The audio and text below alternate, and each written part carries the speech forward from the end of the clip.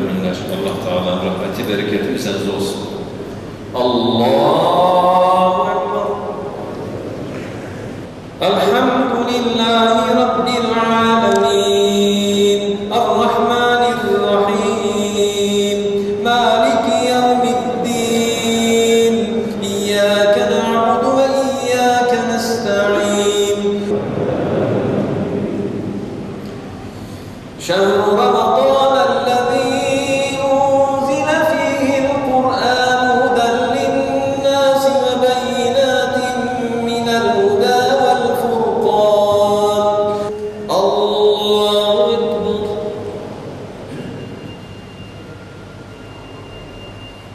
Semi'allâhu limen hamidah.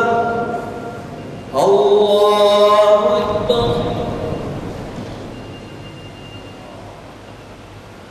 Allahu Ekber.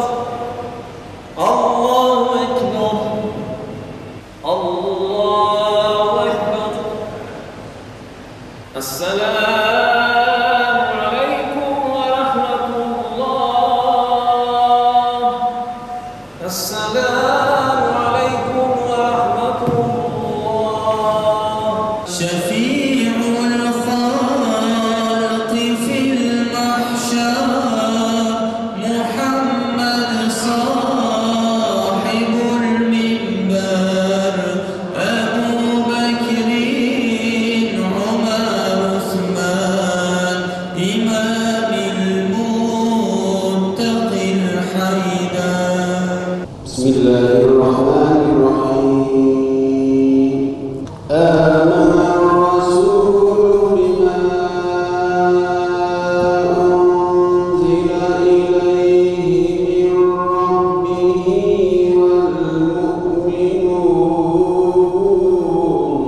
Kullun amana billahi wa malaikatihi wa kutubihi wa rusulihi la nufarriqu bayna ahadin min rusulihi ala sayyidina Muhammadin nabiyyi ummi wa ala alihi wa sahbihi wa sallim. Alladhi jaa bil haqqil mubin wa arsalnahu rahmatan lil alamin.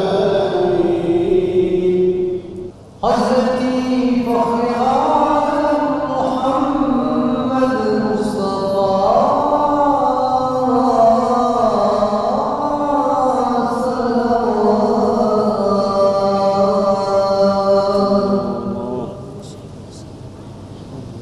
Allah'ın zikredelim evvela vacip oldu cümle işte her kula. Allah'ın terkim evvela her şeyi asan eder Allah. Muhterem müminler, nereden geldik? Niçin geldik? Nereye gidiyoruz? Suallerinin cevabı olan Kur'an-ı Kerim işte bu mübarek gecede indirilmeye başlanmıştır muhterem kardeşlerim. Her insanın merak ettiği bu üç sorunun tamam, eksiksiz, kusursuz, mükemmel cevabı Kur'an-ı Kerim'de veriliyor. Kur'an-ı Kerim'i okumak ibadettir. Kur'an-ı Kerim'i dinlemek ibadettir. Kur'an üzerinde tefekkür etmek ibadettir. Kur'an aynasına, Resulullah sallallahu aleyhi ve sellem aynasına bakalım. Bakalım bizde Kur'an'dan ne kadar pay var? Kur'an'dan ne kadar hisse almışız? Biz Kur'an'ı ne kadar hayatımıza tatbik edip yaşayabiliyoruz?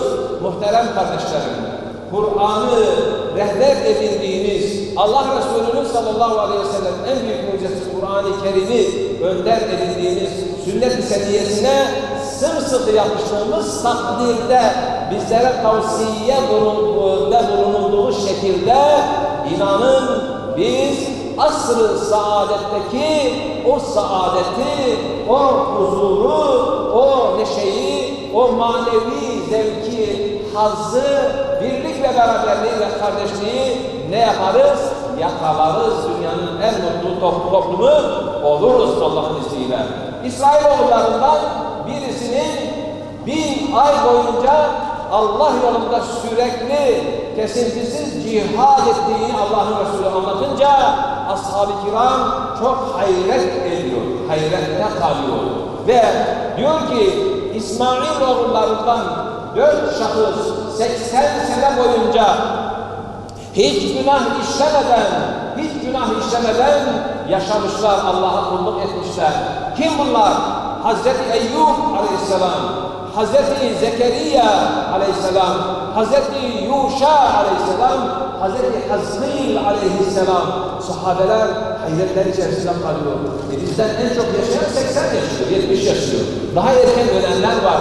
Ashab-ı kiram tabii ki haklı olarak biz bu kadar kısa ömürde nasıl onlar gibi sevap kazanabiliriz diye üzülüyorlar. Kazanamayacaklarını düşünerek üzülüyorlar. Hemen Cebrail aleyhisselam her zaman olduğu gibi yetişiyor Allah Resulü'nün imdadına ve diyor ki sizin imrendiğiniz o insanlardan, o imrendiğiniz şeylerden daha hayırlı, daha büyük bir hediyeyle gelmiştir. Bismillahirrahmanirrahim. İnna enzelnâhu fî leyletil kadr. Muhterem müminler, Allah Resulü buyuruyor ki İttakun nâra velev bişşikki temra. Yarın hurma ile de olsa kendinizi cehennem ateşinden korumaya bakın. Kurtarmaya bakın. Yarın hurma ile ne çıkar? Allah Resulü'nden ne istemişse verilmiş. Bir gömlek almış. Sahabenin biri demiş ki ya Resulallah bu gömleği bana verir misiniz? Yani çok ihtiyacım var. Hemen çıkarmış vermiş. Bir kadın bir aba vermiş kendisine. Hediye etmiş. Kendisi örmüş. Onu Efendimiz giymiş. Sahabenin çok hoşuna gitmiş.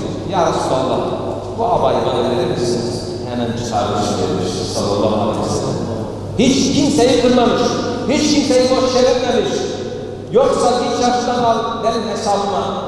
Git Ebu Bekir'e, git Ömer'e demiş. Kimseyi boş çevirmemeye çalışır.